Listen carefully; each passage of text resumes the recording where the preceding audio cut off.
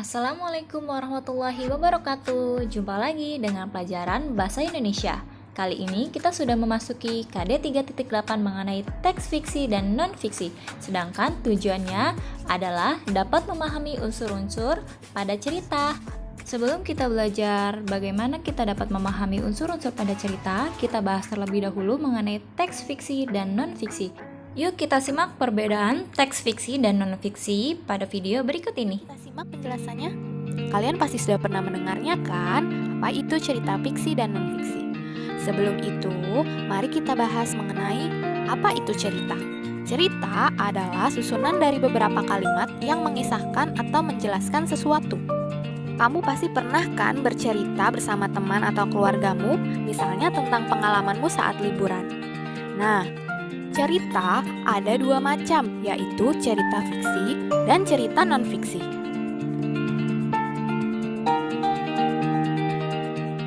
Cerita fiksi adalah cerita yang isinya berdasarkan imajinasi atau hayalan pengarang. Dalam pembuatan cerita fiksi tidak membutuhkan pengamatan dalam kehidupan nyata.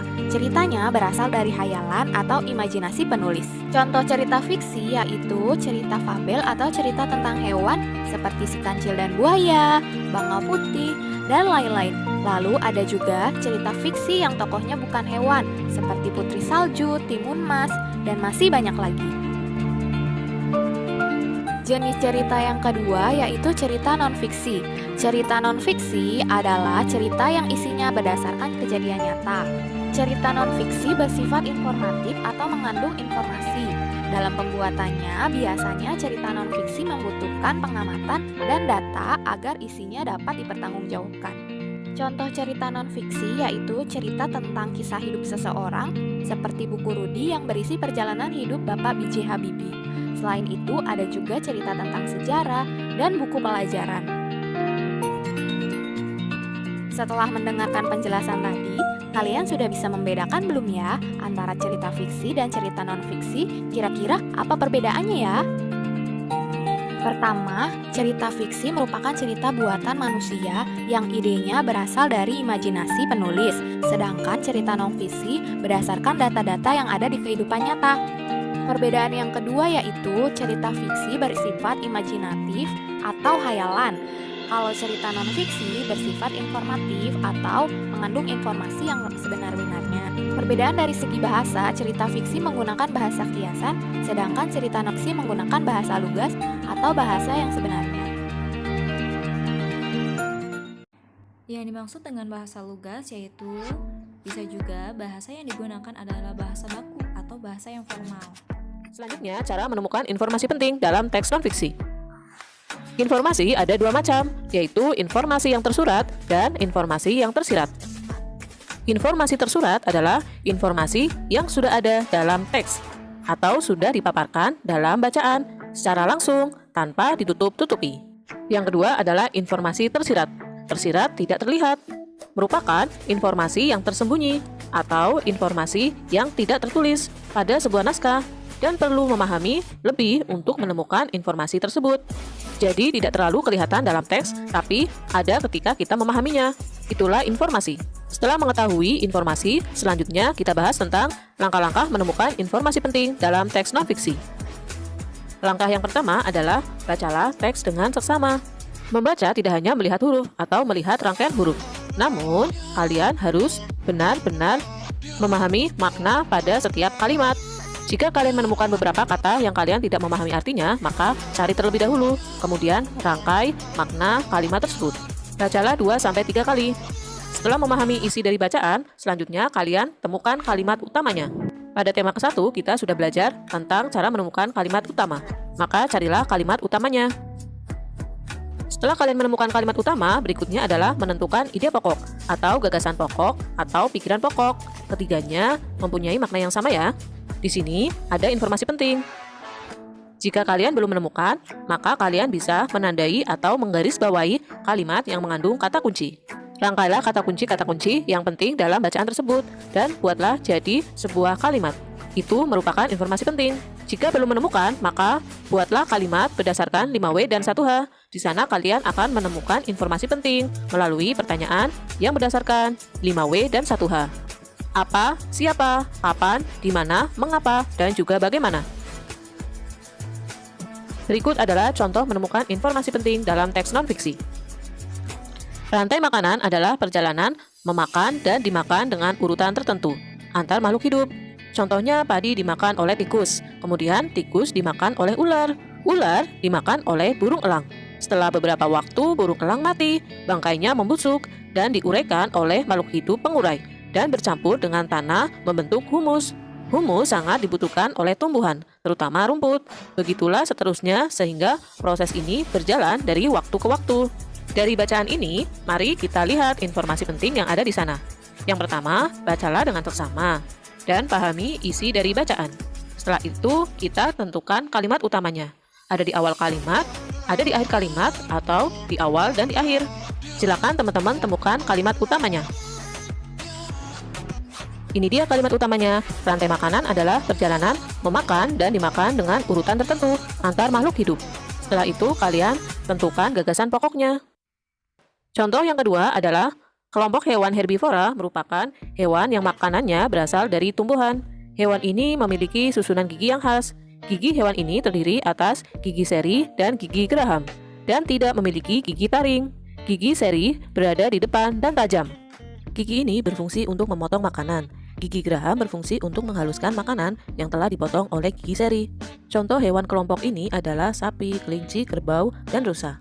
Dari sini, silakan teman-teman cari kalimat utamanya. Setelah itu, cari pokok pikirannya atau ide pokok atau gagasan utama. Kalimat utama pada paragraf tersebut adalah kelompok hewan herbivora merupakan hewan yang makanannya berasal dari tumbuhan. Masih ingat ya, bagaimana cara mencari gagasan pokok? Gagasan pokok yaitu didapat dari kalimat utama. Nah, gagasan pokok yang didapat dari kalimat utama yaitu akan menjadi informasi penting dari sebuah kalimat yang akan kita cari. Semoga dapat dipahami ya. Oke, kita sedikit mengulas ya. Dari materi yang baru saja kita bahas, cerita atau teks dibedakan menjadi berapa? Yap, 2. Ada apa saja isinya? Oke, betul, ada cerita fiksi dan cerita non-fiksi. Dan kita pun sudah memahami bagaimana cara mencari informasi penting pada sebuah cerita. Lalu, kita akan membahas pula mengenai unsur-unsur cerita, terutama pada cerita fiksi. Kita simak bersama-sama ya. Unsur-unsur cerita fiksi terbagi menjadi 2, yaitu unsur intrinsik atau pembentuk cerita dari dalam, lalu ada unsur ekstrinsik atau hal-hal yang mempengaruhi terbentuknya suatu karya dari luar. Unsur intrinsik ada tema, tokoh dan penokohan, alur atau plot, latar, sudut pandang, dan amanat. Sementara unsur ekstrinsik ada latar belakang pengarang, latar belakang masyarakat, dan nilai-nilai pada cerita. Kita masuk ke unsur intrinsik. Tema, yaitu dasar cerita yang menjadi pembahasan utama dalam pembuatan sebuah cerita. Kita dapat artikan juga bahwa tema adalah pokok pikiran cerita yang dipakai untuk membuat suatu cerita. Contohnya ada tema tentang persahabatan, pahlawan super, atau tema petualangan, dan lain-lain. Tokoh dan penokohan. Tokoh adalah pelaku dalam cerita. Tokoh dapat dibagi menjadi 2, yaitu tokoh utama dan tokoh pendukung. Sementara itu, penokohan adalah cara pengarang untuk menampilkan tokoh sehingga terlihat bagaimana sifatnya. Contohnya adalah cerita tentang Gundala, di mana tokohnya bernama Sancaka dan ada juga tokoh yang bernama Pengkor. Coba kalian lihat poster ini. Apakah ada yang pernah menonton filmnya?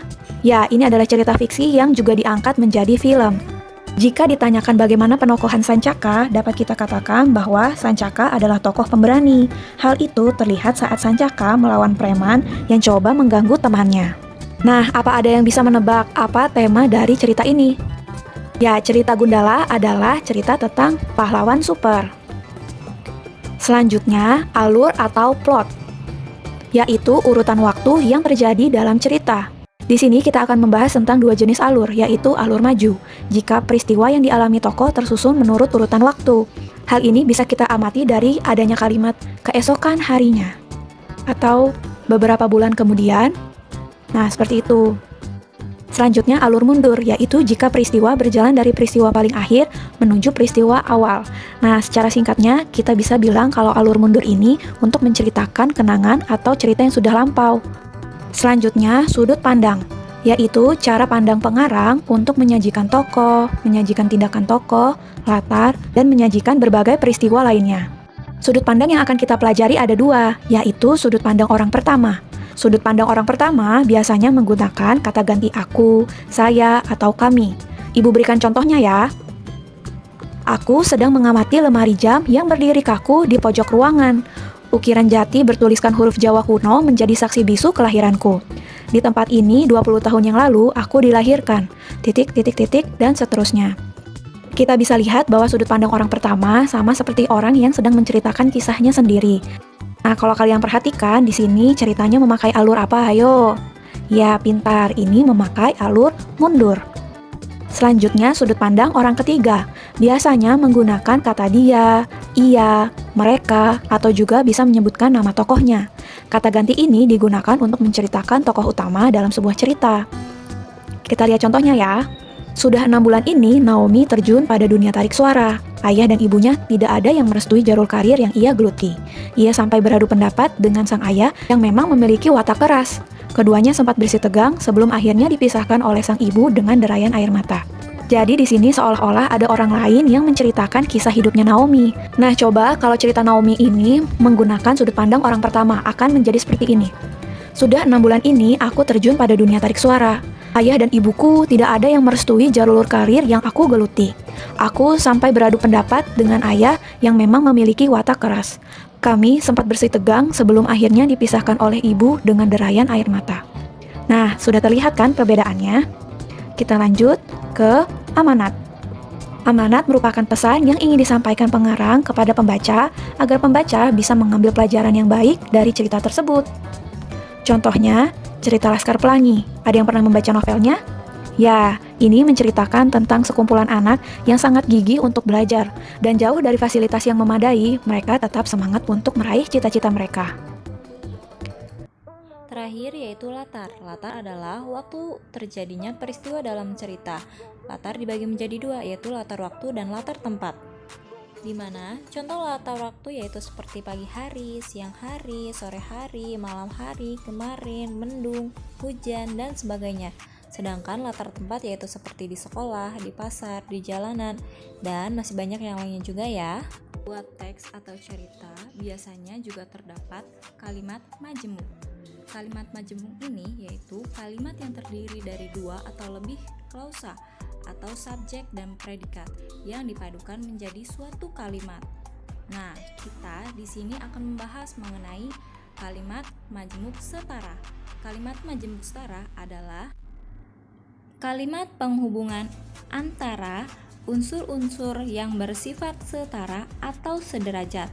Kalimat majemuk setara dibedakan menjadi 3, yaitu kalimat majemuk setara penjumlahan, di mana yaitu kalimat ini ditandai oleh kata penghubung lalu, dan, atau kemudian. Contohnya, ayah berangkat ke kantor, ibu pergi ke pasar, kemudian kakak berangkat kuliah. Selanjutnya ada kalimat majemuk setara pemilihan, di mana kalimatnya ditandai oleh kata penghubung atau. Contohnya, setelah Royhan lulus SD, akan melanjutkan ke SMP atau ke MTS.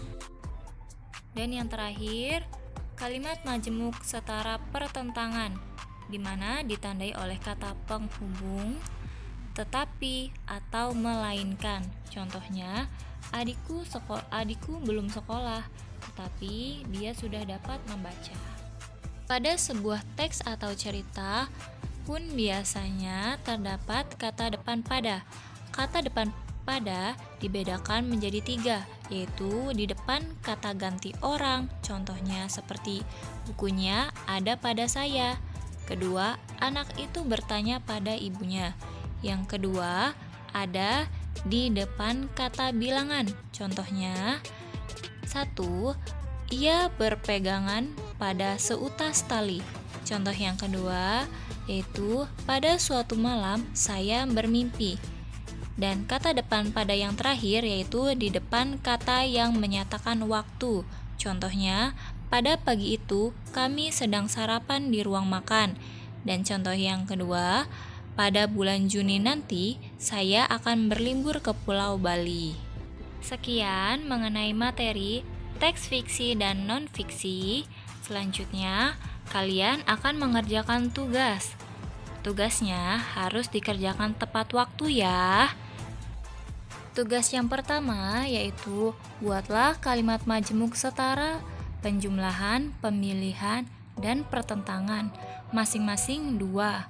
Dan tugas yang kedua, buatlah 2 kalimat sederhana dengan menggunakan kata depan pada, yaitu di depan kata ganti orang, dan yang kedua di depan kata bilangan, dan yang ketiga di depan kata yang menyatakan waktu. Ingat ya, masing-masing 2. Dan tugas yang ketiga, yang terakhir, kalian menonton film Laskar Pelangi dan tulislah unsur-unsur intrinsik yang ada pada film tersebut.